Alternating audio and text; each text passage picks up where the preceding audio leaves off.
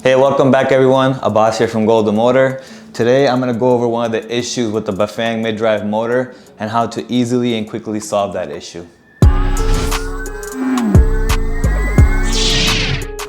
So after you have your motor installed on your bottom bracket, if you measure the distance from the end of the bottom bracket to the end of the axle on the left side, and then you compare the same distance on the right side, the distance will be a little bit less on the left side.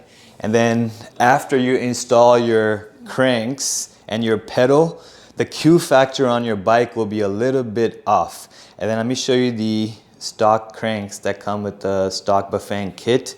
There is a built-in offset on the left one, but it's not enough to solve this issue. So it's not that big of a deal, but if you want to have an ideal Q factor, let me show you a solution for this. So to solve the issue, Lekkie came out with a set of cranks.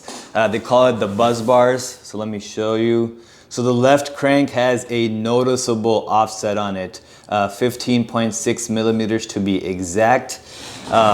These Buzz Bars have a these are self-extracting cranks, so they're very easy to install. All you need is a 8 millimeter hex, and they go right on. The screw's already in there. This will look beautiful with my Lekkie bling ring. So super easy to install.